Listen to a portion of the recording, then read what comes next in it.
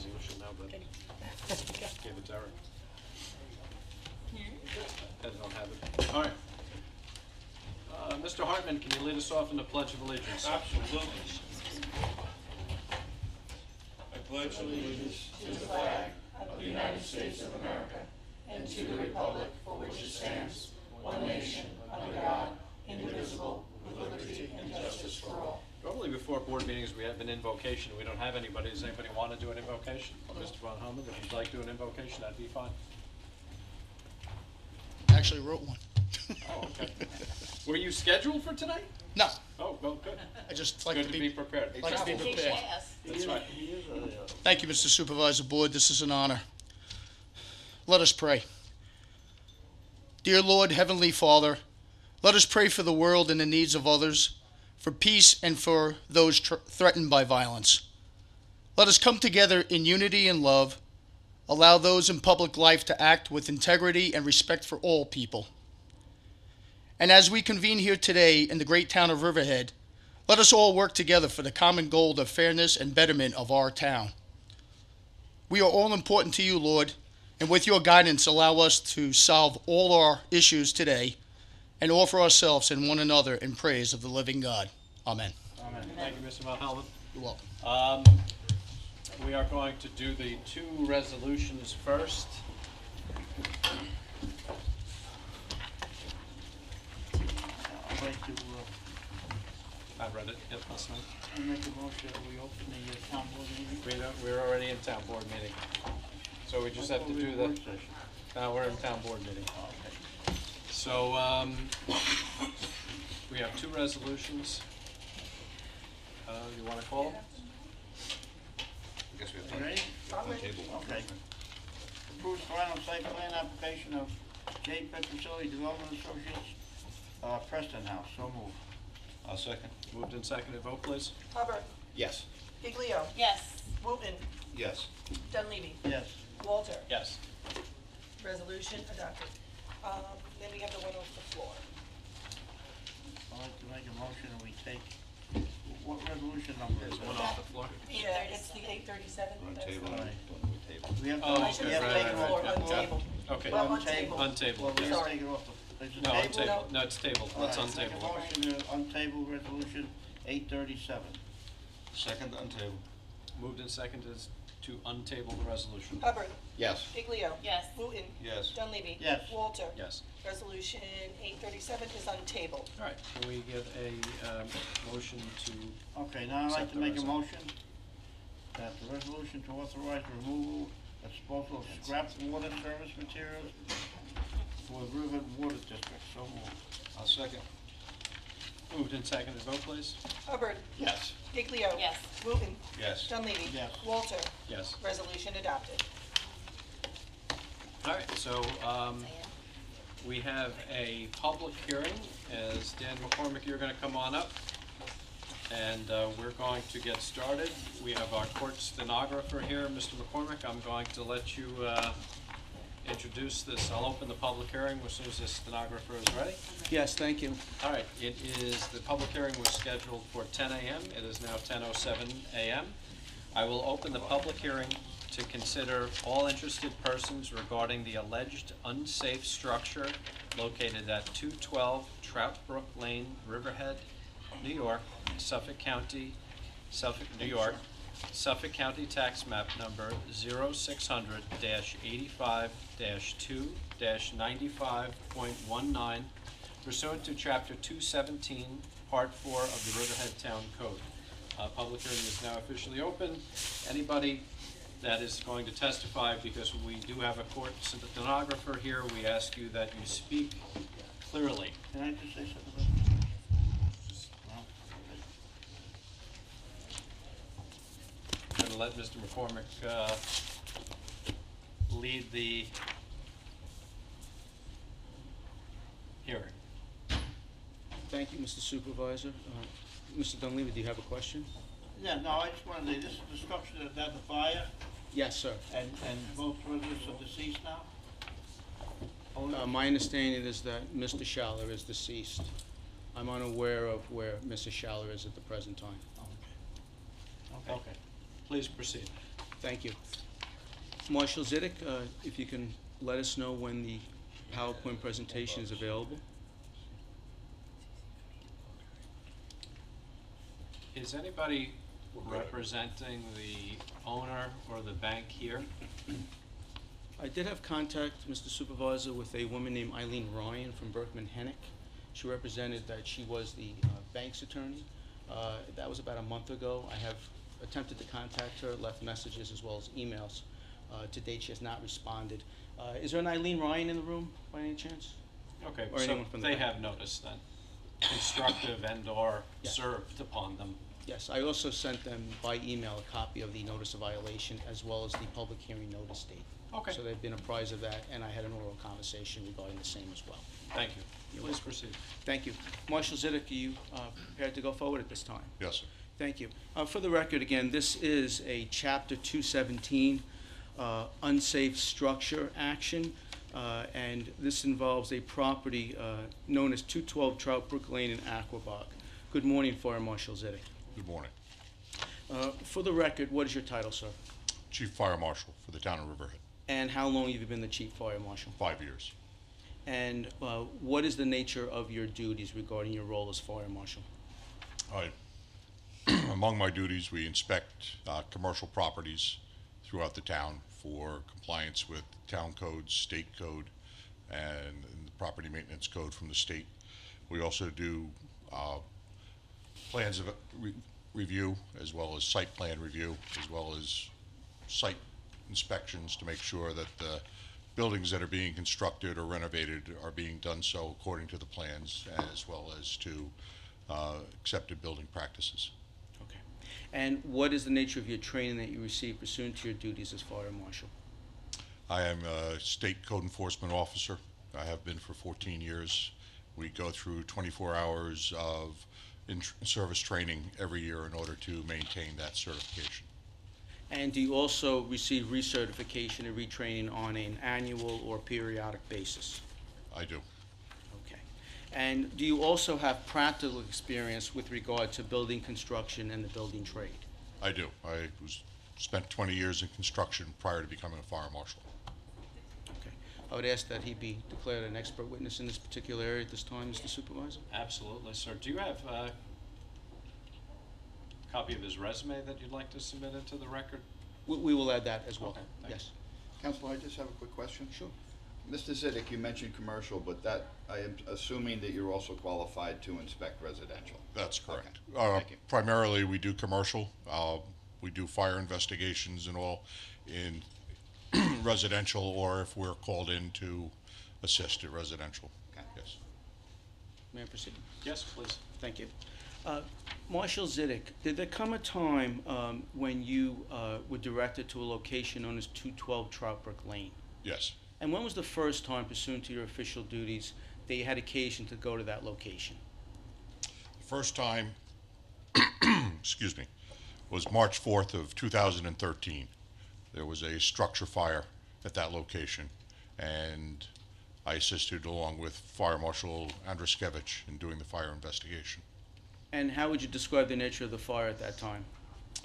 There was a lot of damage to the house structurally. The house is unsound. It was boarded up afterwards because there was a lot of structural damage from the fire itself, as well as the fire suppression activities. Subsequent to that date, sir, did you have occasion to come back to that location for another site inspection? I did. I was requested back to the scene on February 28th of 2016 by Riverhead Police. They had received complaints of juveniles in the building, and their sector officer requested that I respond to assist him in resecuring the building. And did you in fact engage in that activity? Yes, sir. We made sure the building was clear.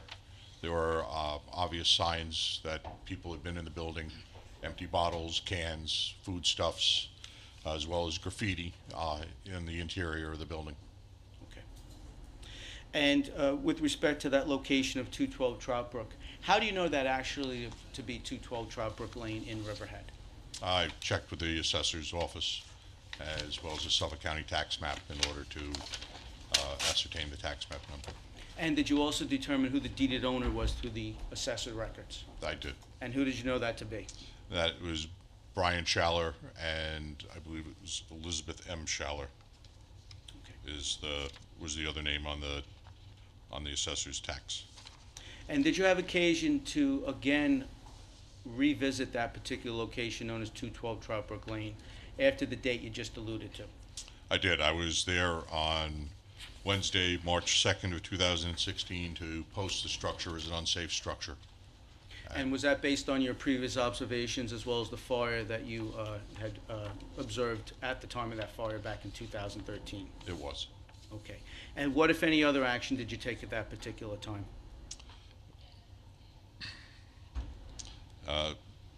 After posting the building, we attempted to contact and locate the owners, during the process of which we discovered that Mr. Schaller was deceased, and also learned that Elizabeth M. Schaller had died approximately a year ago.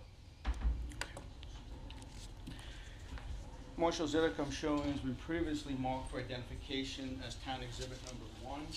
Can you identify that document, sir? Yes, this is my structural inspection report on 212 Troutbrook Lane. And within the document, sir, there are photos marked 1 through 9. Are you familiar with those photos? I am. Did you in fact take those photos? I did. And did you take those photos at the dates that are indicated adjacent to the photos within that particular report? I did. Regarding the photos, do those photos clearly and accurately reflect and depict the scene as you observed on the dates in question? They do. Now, with respect to the actual structural report, is it within the normal course of business for the Riverhead Fire Marshal to draft and produce such a report? It is. And with respect to Exhibit Number 1, did you in fact draft and produce this particular report pursuant to your duties as the Riverhead Town Chief Fire Marshal? I did. I'd ask Mr. Supervisor this be admitted both as a business record and that concomitantly each of the photos marked 1 through 9 be admitted as well as part of this particular report.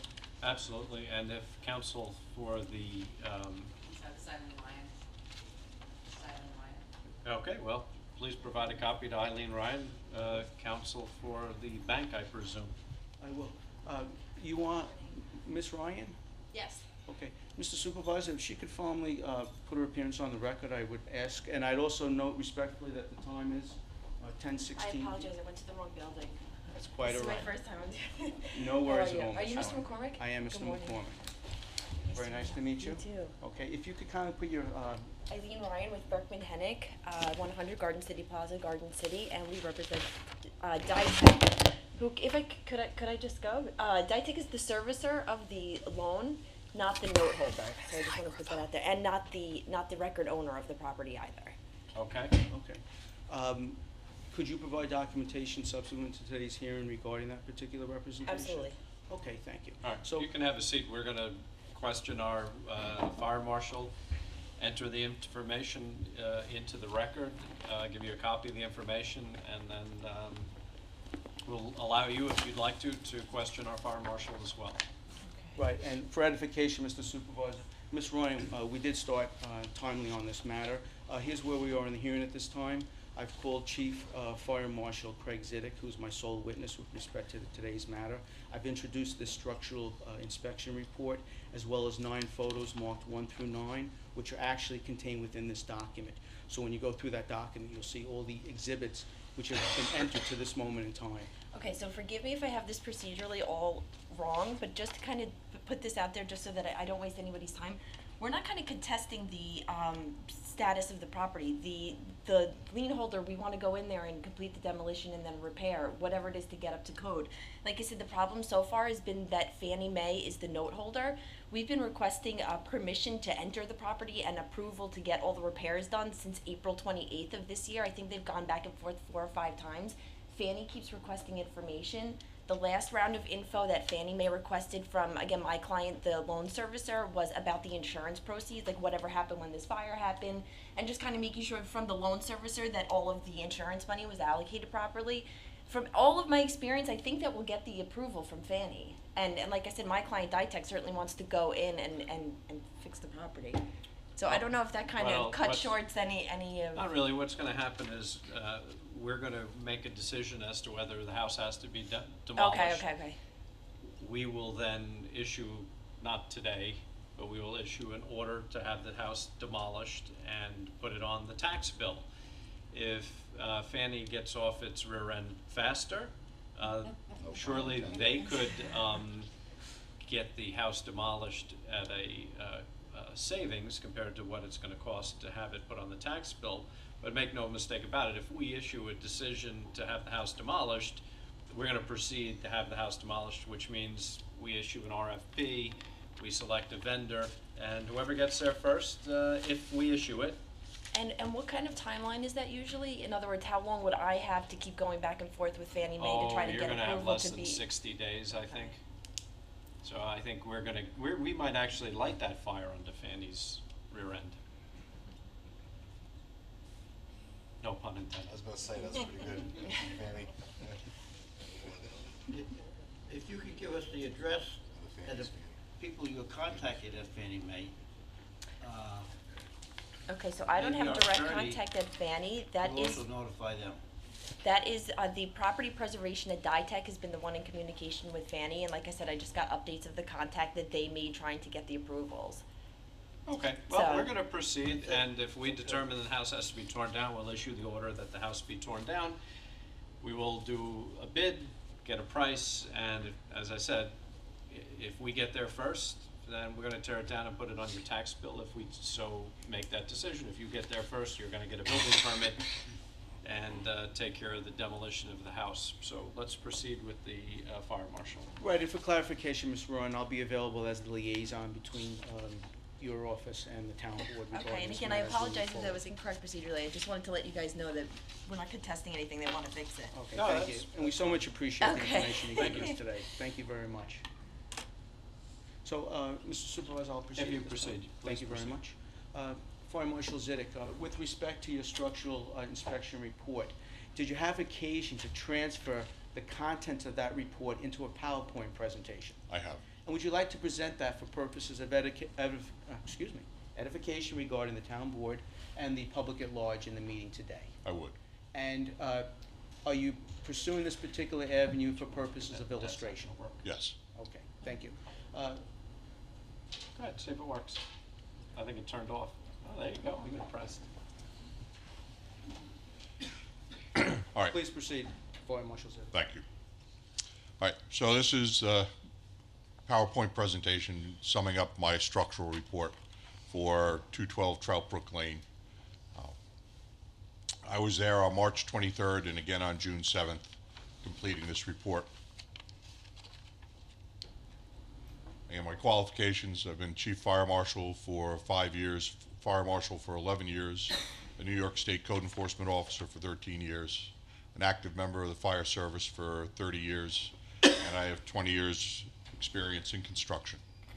And again, my duties include inspecting buildings and properties for compliance with Town Code, New York State Uniform Building and Fire Prevention Codes, and the Property Maintenance Codes, as well as reviewing building plans and site plan applications, and then site inspections during construction to make sure that everything is complied with. This is the house at 212 Troutbrook Lane in Aquabog, as depicted on March 2nd of 2016. Unfortunately, it's a little hard to see the photos here with the lights, but some background on it. It's a single-family residence, 2-story wood-frame structure with a full basement on approximately 1/2 acre of land. There was a fire on March 4th of 2013, which did considerable structural damage to the house. The floors, the walls, and the stairs are all unsound. There's a large hole in the roof from the fire where it vented, as well as the interior now is open to the snow, rain, sun, and wind and their effects on the house.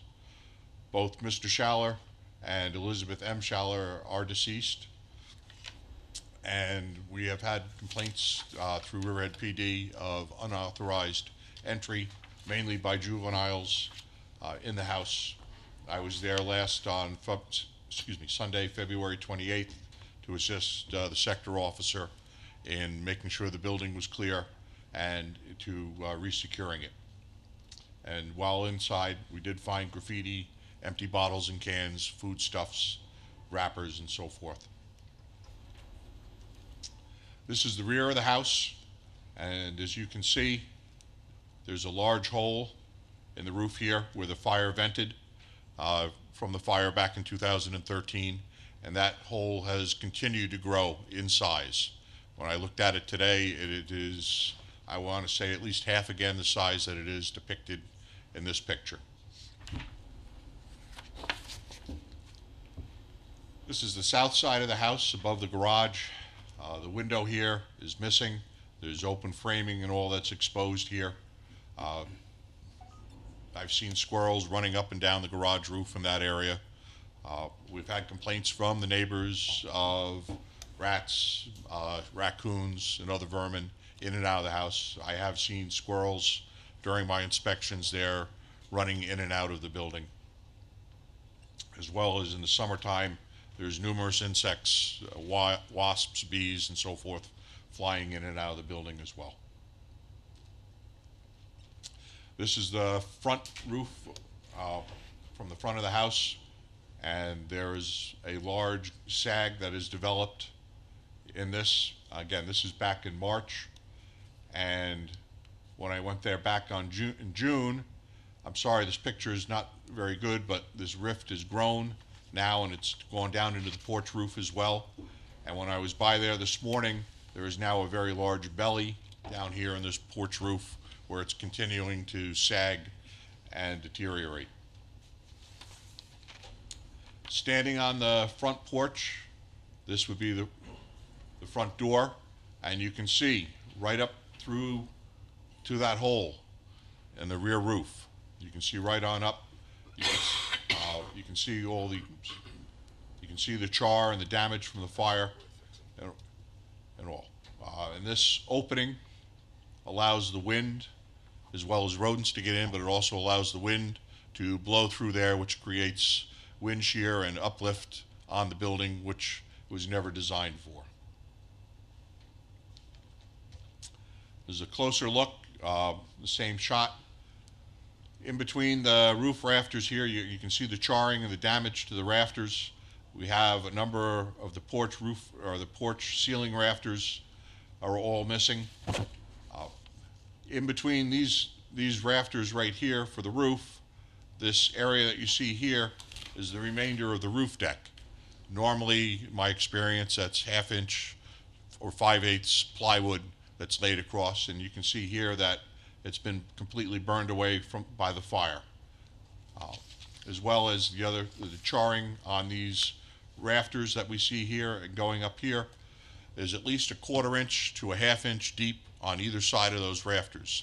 Those rafters are only 1.5 inches in thickness. So now you've reduced that from 1.5 inches of structural material and what it was designed to support. Now we're down to 1 inch or 1/2 inch of structural material left there to support what originally was designed. It had 1.5 inches to support it. Again, just another picture. You can see again where the roof deck here is missing, where it's been all burned through. We have a number of rafters that have broken. There are 2 in this picture where they've broken now and are starting to sag down, no longer able to support the weight of the roof.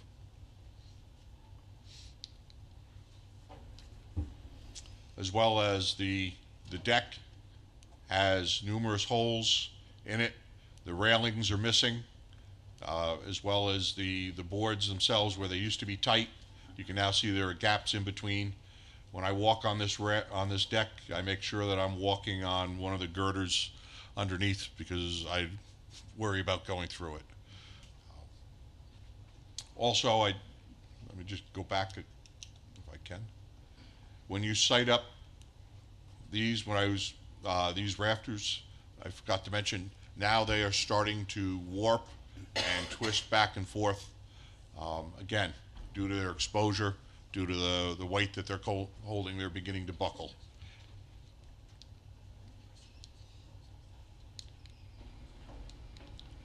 So, our issues are the structural damage. The charred wood has no structural strength, all right?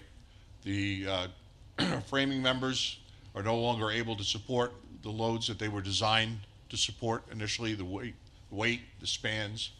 All right, the mechanical fasteners, the nails, the screws that were used to hold those joists and that framing together are now not as secure as they had been, because now they're into charred wood and not as deeply into the wood as they had been when the building was built.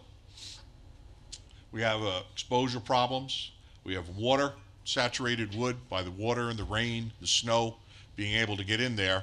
Wet wood does not have the structural strength that the kiln-dried wood when the house was built would have had. So now you're losing strength there. The sun, the heat, the cold also degrade the strength of the framing members or the structural members. The heating and cooling causes things to expand and contract. Fasteners start to work loose. The wood itself, the charring, it all breaks off. We have mold, fungi, insects, all working on these structural members and what's left of the house. And then, of course, the wind loads created by the openings in the house. There's wind shear as well as lift that the house was never designed or intended to have to deal with. We also have the unauthorized entry. Juveniles in the building, cans, bottles, things like that. They're at risk because the house is covered in soot, and all that soot has toxins. We're getting into the colder time of year now, so any homeless are going to be looking for places that they can hole up for the winter to get out of the weather and all. So they're going to be in there, and that puts our first responders at risk. Excuse me, because knowing that even though the building is posted as being unsafe, they will most likely enter to search, make sure that there is no one in there should there be an additional fire or collapse or other emergency at the building. All right. The 2010 New York State Fire Code defines an unsafe structure as any structure that is found to be dangerous to the life, health, property, or safety of the public, or contains such unsafe equipment or is so damaged, decayed, or dilapidated that it's structurally unsafe, or that a partial or complete collapse is possible. And I believe this structure fits that definition. Also, the 2010 code defines imminent danger as when there's an imminent danger of failure or collapse of a building or structure which endangers life. And again, this building is already starting to decay and to collapse, and I believe we have an imminent danger of further collapse. And again, it puts anybody who may enter that building, whether authorized or not, at risk. And our town code, chapter 217, part 4, on unsafe structures and buildings. Any building or structure and dangerous conditions on property which are structurally unsafe, dangerous, or unsafe to the public, or which in relation to the existing use constitute a hazard to safety or the health by reasons of inadequate maintenance, dilapidation, or obsolescence, or abandonment, all fall under this. So in conclusion, the building was damaged by a fire in 2013. There was damage to the floors, the walls, the stairs, the roof, etc. There's a large hole in the roof which continues to grow and allows the weather, rodents, insects into the building. The roof is already sagging, and we have numerous broken rafters, as well as we have rafters that are buckling and will most likely continue to buckle. We have exposure to the elements, the wind loads, and the uplift created by the openings where the wind can just blow through the building. We have reduced strength of the water-soaked wood. The building continues to deteriorate. Every time I have been there and to examine the building, it seems to be worse than the time before. It has become a harborage for rodents and insects, and as I said, I have seen insects and squirrels going in and out of the building. I've had complaints from the neighbors about raccoons and rats and so forth, as well as the cat, the family cat is still there. One of the neighbors feeds the cat and takes care of it, and I have seen the cat around the house, although I have not seen it actually go into the structure. Again, it puts our first responders at risk due to unauthorized entry by by other persons. It's my conclusion that this building is unsafe and in imminent danger of collapse. My recommendation is that the building be demolished. Thank you. Mr. McCormick, do you have any other questions? I do, thank you.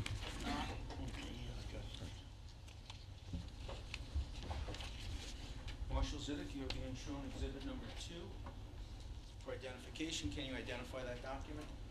Yes, this is the notice of violation copy of which I posted on the building, as well as mailed certified copy to the last known owners and address. Which, for the record, is 212 Troutbrook Lane in Riverhead. That's correct. And what was the date that you sent that document? That document was sent on August 2nd of 2016. And did you include a copy of that notice in the envelope that's contained in Exhibit 2? It is. The envelope is still in there, unopened. Okay. And did you also send it by return receipt request? I did. Did you receive that return receipt requested card back in the mail? I did not. However, I did receive the envelope back on August 8th as being unable to be delivered.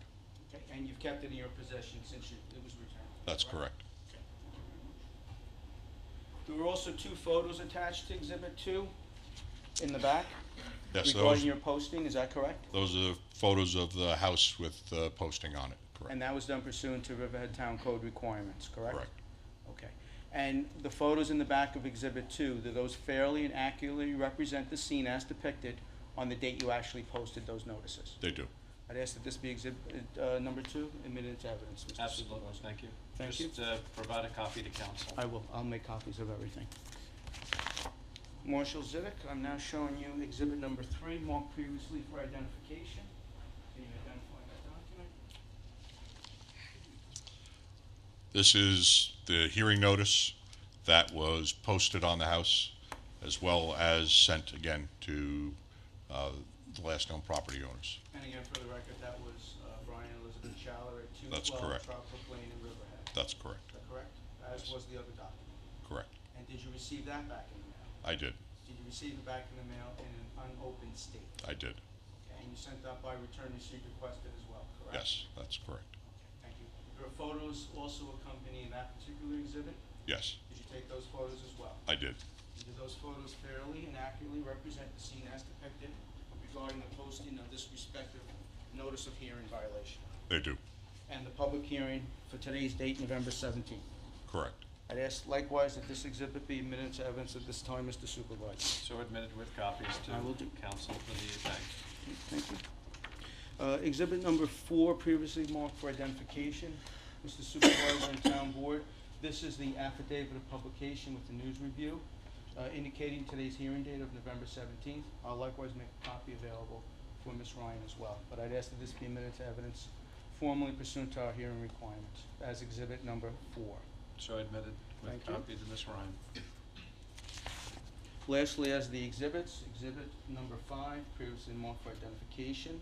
This is a copy of the certified deed regarding 212 Troutbrook Lane in Riverhead, still indicating, as per the Suffolk County Clerk's Office, that the actual owners of record are still Brian J. Schaller and Elizabeth M. Schaller, 212 Troutbrook Lane, Riverhead, New York.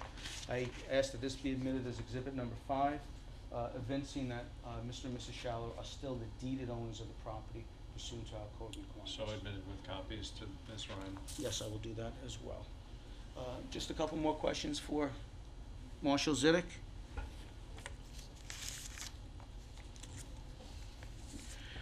Regarding the structure in question, in your opinion, is there any way to actually repair or save the structure as it presently exists? I don't believe so at this time. I believe it's too far gone. Okay, and when you say too far gone, There's damage to the too much building? damage from the fire, as well as the exposure to the elements over the years. Okay. Are you also requesting, pursuant to your recommendation, that the building be demolished pursuant to costs, that those costs be assessed against the property with respect to the bidding process and any third party that is contracted to remove the structure. Correct. Thank you. I have no further questions of Marshal Zidek at this time. All right, We I'm do have gonna Ms. ask Ryan. one question, open it to the board, and then allow the opposing counsel, if you wish to inquire of our witness. You said you believe it too far gone. Are you saying in your expert opinion, or? I'm sorry, let me rephrase that. The building is too far gone. Yes. And so in your expert opinion, it has to be? Demolished, yes. All right, does the council have any questions? I have one question. Do you know that the firm that this lady represents is taking care of the house now? They were not notified, that's all I'm saying. I know you sent it to the residents, which nobody lives there, so no one's gonna get that mail. But did you know They that They this were firm- notified, that's how she's she here. got here. Oh, okay. Yes, for the record, Councilman, I actually notified. No, but he's saying that all these certified letters were sent to the house, Right, okay? I'm asking, was anything sent to this lady's firm? right. That's what I'm saying. The answer is no, and pursuant to our town code requirements, we're required to actually notify the deeded owner of the property and publish, which the exhibits speak to with regard to today's hearing. When I learned that there was a foreclosure process involved, and I learned that Berkman Hennick was involved, that's how I came to contact Ms. Ryan about a month ago when I learned that information. Hence her appearance today with regard to both the public notice and a copy of Fire Marshal Zidek's inspection report. No, I know what our code says, but for the courtesy, that's what I'm saying, for the courtesy, I think they should have been notified. I did notify. And you said you knew that they did represent, Okay, okay, that's all. thank you. Are there any other questions from town board members? Mr. Zidek, was the fire suspicious in nature, or was there a cause determined?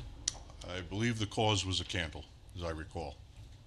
I could get the report out and go back and look, but as I recall, I believe it was a candle. Cause. And for edification, Councilman Hubbard, Mr. Shallot did not succumb in this fire. It was to my understanding, his death was unrelated to the fire at all. One other point, though, regarding Mrs. Shallot. To my understanding, we had anecdotal evidence that Ms. Shallot might have been in Pennsylvania. I just want to clarify, Marshal Zidek, do you have information that Ms. Shallot is actually deceased as well? Because our last investigation shows she may have been in Pennsylvania. Elizabeth M. Schaller, from what I don't have all my notes with me, but that was Brian Schaller's mother, and she died approximately a year ago, was what I had learned. The ex-wife, actually I don't think it's not his ex-wife, I believe they're still married, but she was down in North Carolina or South Carolina, I believe, from talking to the neighbors, and that's all. I'd have to go look back through my notes on that. Okay. We don't have any evidentiary documentation to that effect today, correct? No, I don't. Okay, thank you. Well, I would hope that she is, if she's not. I'm going to leave it open for written comment. You can research the Social Security records to see if there's a record of death. It may be the same person, it may not be in Social Security records, but you can try. All right, if there's no other. Just one quick question. Now, the building right now is secured as best as can be at this point? At this point, yes. It's although I can't get around to the rear of the building anymore because the gates have been screwed shut. So I know the front of the building is secure, but I don't know whether the glass door where the kids had gotten in last time is still secure from when I resecured it back in February or not. I'm just concerned if we have a heavy snowfall or something. Exactly, yeah. All right, Ms. Ryan, would you like to inquire of our witness? I would not. Like I said, we're not contesting the fire marshal's report or what's needed for the property. So- Okay, so what we're going to do is keep this on a short leash. Does any of the residents wish to be heard? We ask you, you can come up, you can take as much time as you need, but I don't know that we need repetitive information. I think we have the sum and substance of the building. Hi, my name's Kira Heck. I lived at 226 Troutbrook Lane, which is the house immediately next to him in the cul-de-sac.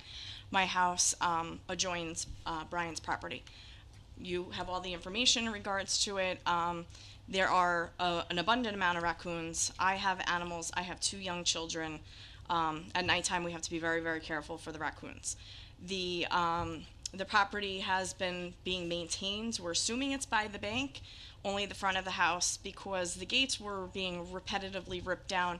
My husband's actually the one that secured the gates shut in order to try to deter people from going back there. We monitor it. The boards have not been ripped down at all in the back. However, the house has been boarded up numerous times by the fire marshal or the bank. We're not quite sure who does that. So there is a problem. If it does snow this year, the roof will fall in. We have a lot of children in the area. As you know, it's a very big residential area. So we are concerned for the residents and whatnot there. It's been 3 years, so unfortunately we think it's time. Thank you. Thank you. Does anybody else wish to be heard from the neighborhood? Yes?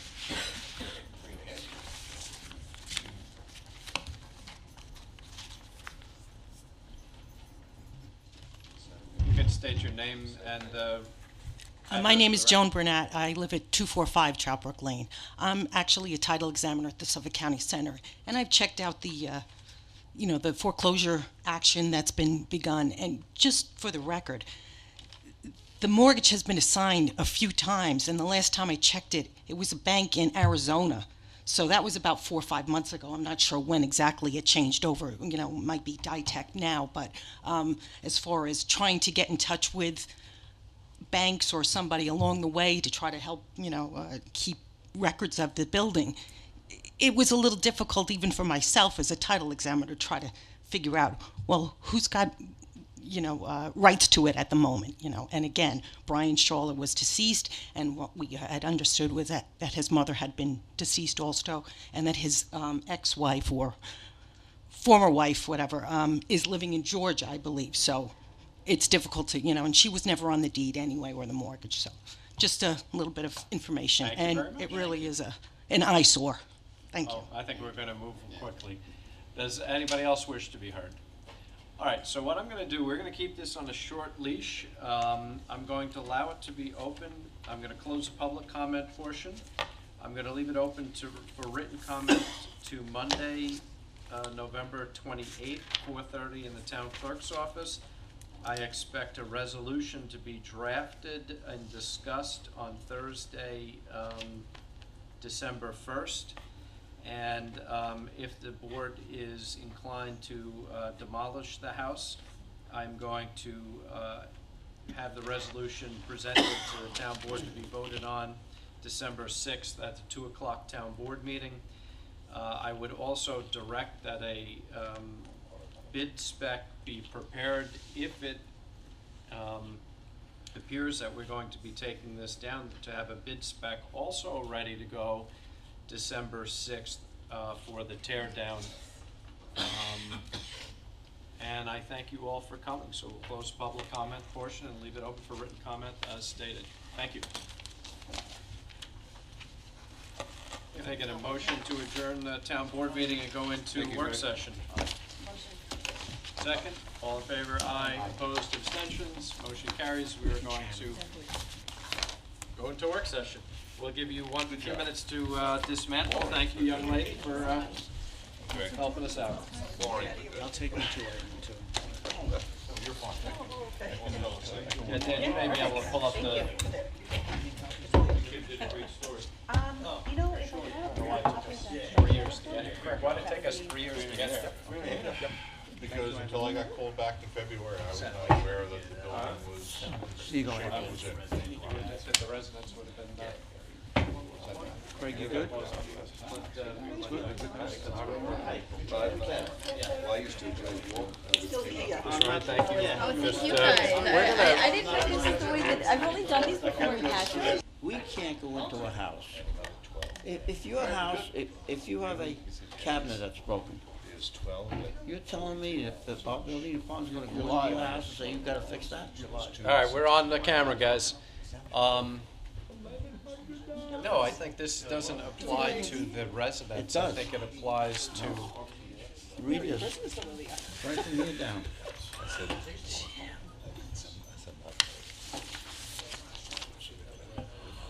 oh yeah, this was changed, let's see. She's making copies right now, bringing them up to exit. Didn't even realize exactly. Oh, she knew what she was doing. She knew what she was doing. Because the last time, Max West denied the charge. I'm sorry. She's making copies of it, Jill, to bring them in. The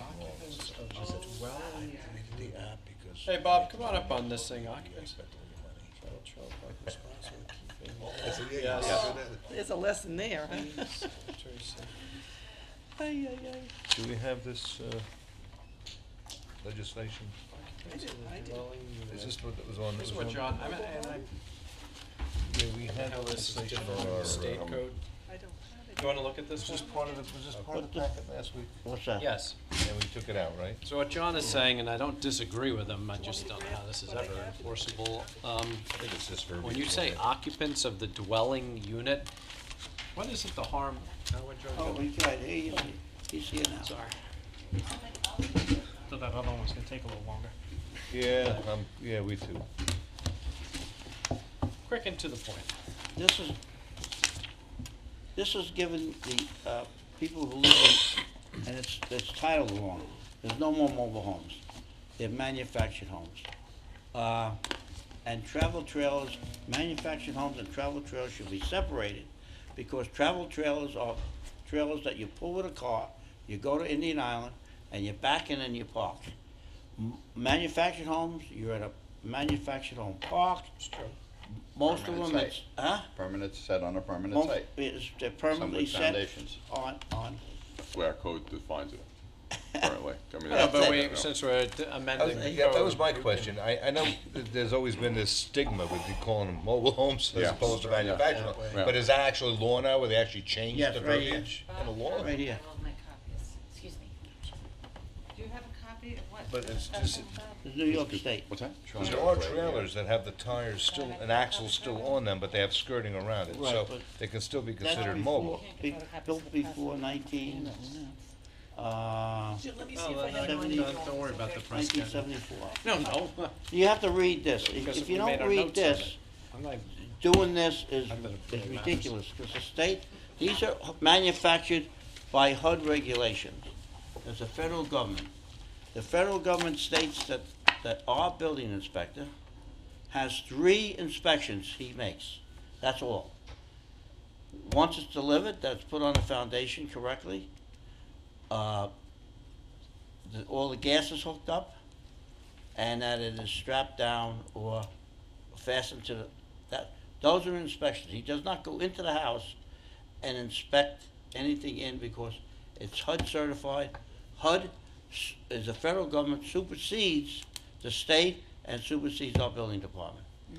The state says, right in this regulation, if anybody read this regulation, I did. states that he has the 3 things he has to do. And that's what he's qualified to do. Right? Again, if you're trying to protect the homeowner, you have to put this to the landowner or the leaser, not the homeowner. Everything in here states that the owner occupant will have to do all this stuff. Now, people have called me about trees. They're not trimming the trees, branches are falling down. This regulation that you want to pass does not cover trees. It covers grass, it covers everything, but it says the occupant has to cut the grass, not the leaser has to cut the grass. Now, you have to put all common areas, if you want to do this correctly, all common areas, the leaser is the one that has to keep it clean and railings, stuff, so I don't go there and lean against the railing and fall off. So it should be all common areas. Then you're protecting the residents of that park. I agree with you. I thought this was They- really for like the swimming pools, the cabanas, that No. kind of stuff, No, not the this- individual house. If I can just, with Brad, address some of these items that are in here, because they're all in the state code right now. We just extracted everything from the state code and put it into our local code so that we could bring them to justice court and No, get no, no, fines but I for get it that. when they're. I understand that, but my understanding of this, and John, because this sentence got changed again. My understanding is you're gonna use this against, the common areas, Right. the swimming pools, the cabanas, the clubhouses. You're not gonna come into somebody's individual unit and say No. your door is not. No, but what has happened, and if I can just clarify, what has happened in the past is that some of these homes, these manufactured homes, have been abandoned on the properties where people just leave them, and there's holes in the windows, and there's people climbing in, and the skirting's missing, and the vinyl siding's being pulled off, and so, But that's a different issue. That's a different issue. That's the leaser But that's what is not all this responsible says. for that. The owner, whoever owns that, the previous owner is responsible for that. I agree. So we can't go and That's tell what the this says. leaser to fix that house. We Alright. can't do that. Let's ask That's Brad. not what this I says. wanna ask Brad what he think, Well, this does everything. I mean, I try to, there's responsibility it breaks up the common areas, both outside and inside, that have to be maintained by the park area. But if someone has an individual lot that they lease from the owner, then they're responsible for that individual lot, the things they have control over, which is, again, nothing different, The house, your house. right, exactly. And So, certainly, but who are we enforcing this code? Suppose I live in a mobile home that is in really bad shape, but You live in a nothing what? unsafe. in a manufactured home. I like Councilman Dunleavy, I own a double wide, I'm proud. That's it.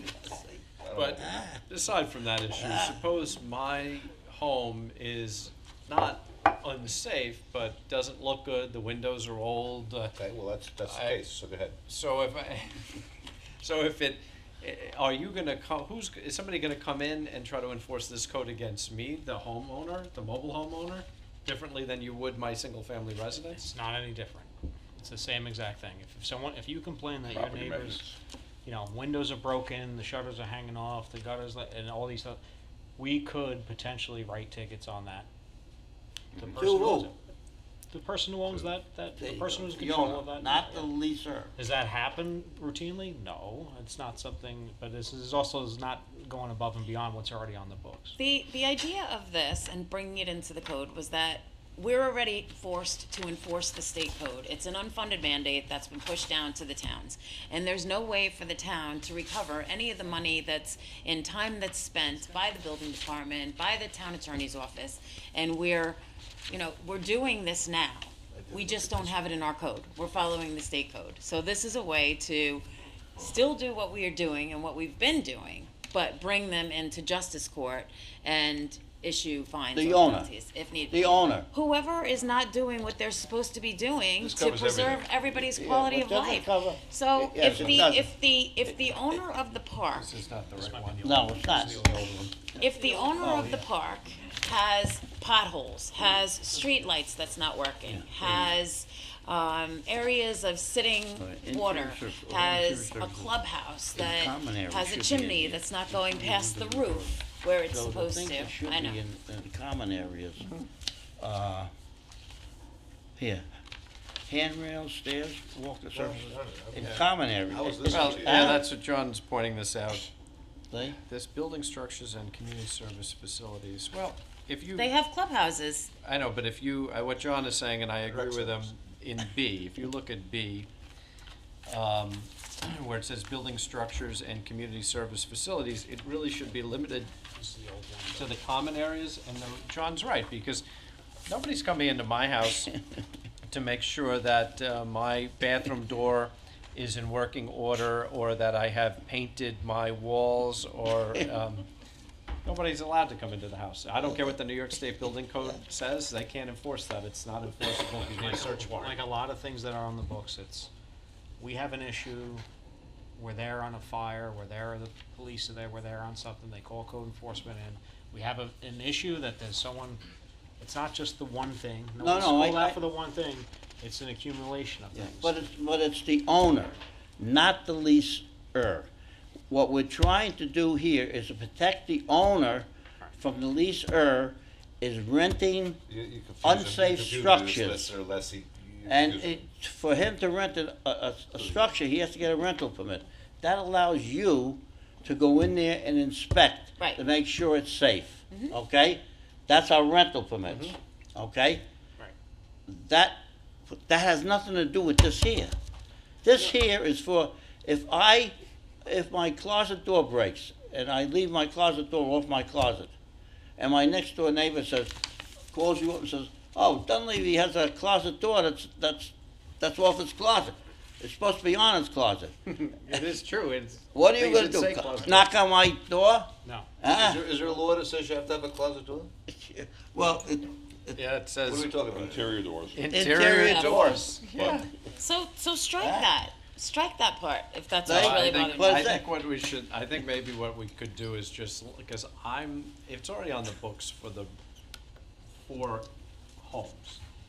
I'm thinking the harm is to make sure that your common areas, your cabanas, your pool Yes, cabanas, your meeting halls,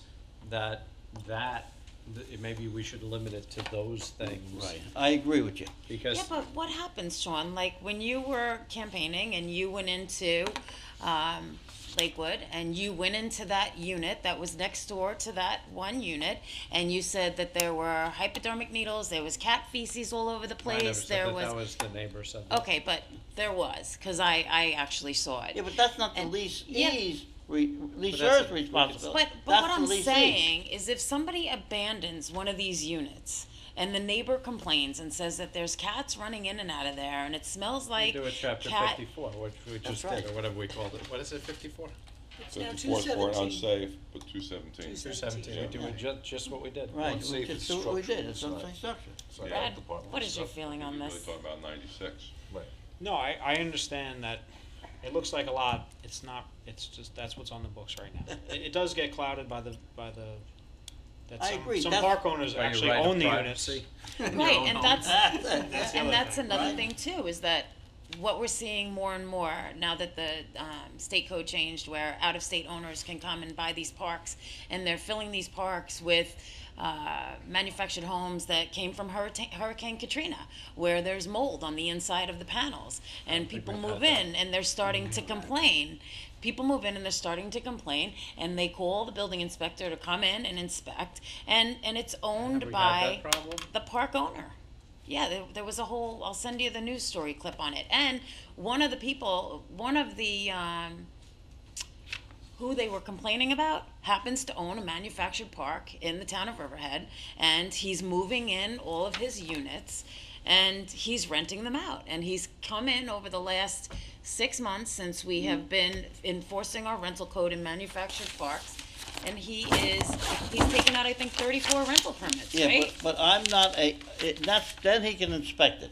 He can go in there, if he sees mold, then he can say, there's mold, I Right. want the mold cleaned up And you before can't- this is rented. And you can't bring if somebody wants to bring a unit into the park that's a used unit, we still need a building permit to bring it in, because you're doing you're doing, whether that happens or not. You still, Different you story. have You're to doing electrical, electricity you're doing and plumbing. that you have to inspect. We've So you re- have to go in the house to inspect those things. What do you expect on the outside? We've recently done that also, where Brad and I met with the representative of the state that came down from HUD and showed us actually how to do inspections when these units are being moved in. But a lot of the times, units are moved out and units are moved in, and the town doesn't even know about it. So we don't know that they're strapped down Yeah, properly. but We this don't is not know. gonna help that. If they're not telling the town, they're not gonna tell the town even if we had this.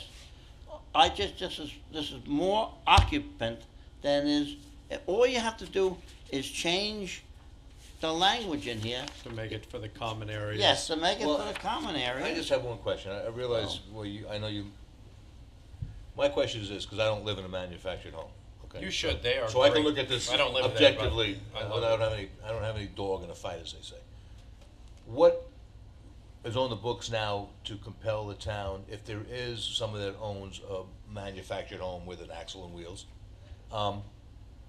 from having an unkept property? do we have the chapter 96, the chapter 54, is that's available to us? That's already on the books for town, right? I mean, we do have some access to, or nexus to get somebody to clean Yeah, the we property. we or- have housing standards, I think, for the For the actual, owner, when it's a HUD, or for the person who's or who's leasing the property. when it's a HUD manufactured home, there are different laws, but there are a lot of pre-existing ones that are not under HUD, and there's also, Right. what do we have on And- the books right now?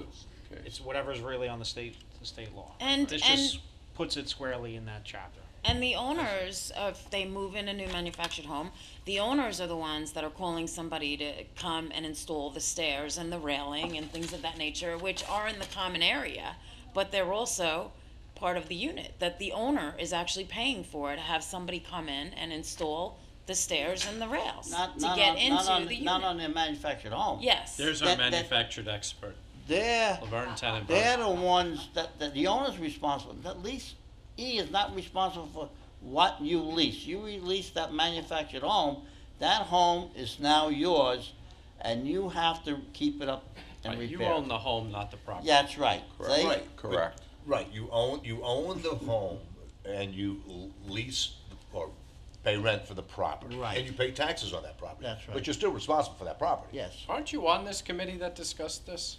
You still have to mow He your hasn't lawn been and to any trim of your the bushes meetings. and all that stuff. This is the first time I'm getting this. He's been noticed, I but he have- hasn't been yeah. to the meetings. I haven't. So- No, because we cannot have two, you said this, Why, two council people on this committee. why, That's, yes. I don't recommend that. You don't recommend. I don't recommend So you I being said, committee oh, he's members. right, then I won't go, to these Yeah, I meetings. think Yeah, you should have a that's it. liaison. I'm only obeying what I was told by, our Yeah, supervisor. it's odd to odd. have two council members actually as committee members and not liaisons, so. Right. John was actually on as an owner of a manufactured home, or of Yeah, but a, everybody knows that I'm. Then John and I should be on. Yeah, that, You no, could be on it, Sean. But then, No, thank you. everybody knows I'm a committee, that's like I come here to the planning board. And All I right, let's- stand, let's wait, sta- wait, let's no, stand- I'm relating to something, and I speak up there as a resident. Everybody knows that I'm a councilman. So, me saying I'm a resident really don't mean nothing. No, Councilman Trumps. But I'm councilman first, and the same Can one we on the stay committee. focused on Yes, this? we can. Let's get back to So the matter. I get you saying it seems heavy on the idea was to capture everything within the park, because it's not just the residents saying the park owner is such a bad guy, it's these people who are renting this unit are not doing the right, they're not living right, they're not doing the right thing, and it was just, why take the stuff that's on the books and just slice stuff out of it and just wholesale it in, put it squarely in this chapter? Well, I That was- that was the intention. But I was told that this was to protect the park residents of no rental permits, just renting places, right? And trees not being trimmed, no, it has Right? nothing to do with trees. Can't do or, anything about the or trees. garbage being strewn around. Or multiple cars being parked in front of the units where, or you should have a car in the driveway and Alright, not why block don't we do this? emergency Skirting missing or access. underneath the- Yeah, I get it. Yeah, don't but, we- but that's not the owner's responsibility, it's the owner of the park's responsibility, No, it's not not. the owner of the. The upkeep of your home is your upkeep of your home. Why don't we do Right. this? Why don't we hold That's a not- public hearing, John? Brian Stark owns Yep. a major. Stark ain't coming in to fix Stark my owns- skirting. Stark family owns 1.5 communities. No, wait, hold on. Otto Whitmire owns. Stark's not gonna say nothing about this, because this has nothing to do with him. No, Brian If- Stark if- and I if had it was- an if that hour-long language was- conversation the other wait, night about this, if so this he does have language something was to say about changed, it. yeah, he's gonna like this. No, he has some Because things he- in here that he wants If to this talk was put about. on the leaser's responsibility, and not the The park owners. renter. It's the renter's responsibility, because when you're renting in that park, I am positive that you're supposed to keep your Well, unit up. you sign a lease, that's what your lease Right, and your is. lease is First done. section Right. A. Yeah, but if the That's park what owner's lease in is all Utah about. and doesn't care, Try to put that right It's up the front. lease, It's no different than renting a house, so you can't let your house go to pot, you gotta keep it up. that's right. That's not Brian Stark's problem. It's not, so he's gonna, it didn't, no, what my conversation with Brian Stark was the other night, and he said, because Brian sat in on the committee meetings, and so has Otto Whitmire, and they said, what we allow is, because the trees were a big concern of a lot of the residents, and what we have specified to the members of the manufactured home, group that we've put together, with Brad and Otto and Brian being there, is that when somebody plants a tree in their plot that they're renting from the park owners are saying that it's that person's responsibility to make sure that that tree is groomed and that tree, and 25 people can come in and live on that same plot since that person planted the tree. So why should the park owner be responsible for that tree? And what we concluded in our discussions was that a leasee from the park owner would send a notification to the park owner saying, your tree is ready to fall on my unit, and remove it, and that puts them on notice. It's happened recently where a tree has fallen onto somebody's unit, and that person had to go to the insurance company and file a claim, and now they're trying to, with very little money, sue the park owner to get their $1,000 deductible, because these seniors that are living in these manufactured home parks don't have the $1,000 deductible to get their units fixed. I know, but this So- doesn't have anything to But do this with has know it nothing to doesn't, do with but trees. that's why we took the trees out, because what we have in here is that the park owner is responsible to make sure that public health, safety, and welfare Where do you, is, other than occupant, where do you have that? Where do you have that? it's in here. All right, Where? so- Where? Okay, so what I wanna do, let's, I think that Yeah. further I like it. meetings I vote yes. between you two have to happen, John and Jody, with Brad and maybe Otto and some of the park owners and code enforcement. Let's do this offline and see whether we can allay your concerns, and then, once you've done that, we can make a decision. All my about- problem is changing the wording to the And- park owner. And it's That's all. difficult to do that in a work session like this. No, so- but I'm saying, this is basically take occupant out and put park owner in, that he's responsible for the common areas. So what I'm saying is go to the mobile it home says it. Says meeting, that John, very go first to the sentence. mobile home meeting, if Otto Very and first and sentence. Brian Stark are on the Right there. board, or they come to the Shall board maintain the meetings, common building structures and exterior property. have a conversation Do the owners come to those? with the meetings? town attorney. And This is right Yeah, here. but Brad, no, sorry. go down to the bottom. I go to the meetings. Right here. Okay, are you on the committee too? Yeah. Read the last sentence. He's not on the No, committee, go but down he's here. liaison to the Everyone building discuss the department. fines. Are you? No, I'm on the committee, yeah. I'm in there by resolution. Shall maintain the common building I'm gonna structures find and you exterior because your property. bag of clothes on the hinge. All right, so you're gonna you're gonna bring it back to the committee. Just one last question, We had Councilman that one Hubbard. question on the penalties. The penalties are really light, but then again, if you're coming in to That- find me that- for That's what my- I thought we were talking about today. Well, I did too. But my point is that if the penalties, if you're gonna fine me for, taking my, my bathroom door doesn't line up or something. What's wrong with it? The occupant. Okay, For their sorry. property. Where did those fines come from? Keeping was clean waiting and for a phone keeping your call. yard Just clean. probably got it. The fine Part of the dwelling. that I But this- sent around is the what's mistake- currently on the books for chapter Right. 249. And what I are those pulled- fines, like Everything $100? is here is occupant. Not less than 100, not That's to the only exceed thing 300. it says about Okay, And so- and it's a continuing violation each day. But just And say after common one of the areas, last that's what I'm work saying. sessions, we talked about making it consistent with chapter 217, which, the whole property maintenance Yeah. code seemed to be, Common building it's not that structures. far out Yes, of line with then what they the should property take maintenance this code last, said, this so. one out. This is. Okay, Right. then we have light They should fines, take this got it. out. So, Occupants. So I think that you Then- and John go back to the committee, discuss your differences, and, I have not come up looked with at a other fine. municipalities, I haven't done, I didn't talk to Brad about what we thought was the right We're never number. balancing the budget on fines, but we Right. wanna make, we want to make it, so that there is a little bit of a deterrent there. $100 may not necessarily be a deterrent. If I have a broken park closet owner. door, you're gonna fine me $300. You're crazy. I'm telling you right You now. don't ever invite me to your Fix your house. door. I know. Yeah? John, It's like, say, go to Brad, you Wooten's can house come to and my inspect double wide, you his. just gotta come Come to upstate. my house, you better bring Huh? help. All right, so Throw more than you one guys are building gonna have inspector off further my property. conversations. I'm glad I'm not gonna be part of that. Good luck. John, I. Okay. Let them have further You're conversation. taking- Without getting loud, Yes, this is occupants. yes, Which they occupy and control. right. Which they occupy and control. It should good job, not be Brad. occupant. I like it. All right. Occupants Jim, control. don't suck him back in. Right, they should- wait. Let's, You got the trailer next to me, you better keep it clean. Well, yeah, See you, Bob, yeah. Keep it clean, I don't want you Thanks, crapping my Bob. yard. You're I not know responsible for that. keeping it But we I've been to cannot- John's house and it's impeccable. It's very clean, You very don't clean. keep it clean? That's what it was. Because his wife is all over him. No, I'm talking about that first sentence. All right, Larry, can I get a motion to go into executive session for the purpose of personnel, litigation, and Motion. contractual? You're a toaster? Second, all in favor, aye, You know opposed, what, I wanted abstentions. to, Equipment there is Can should we- be maintained in good. can we amend the executive session to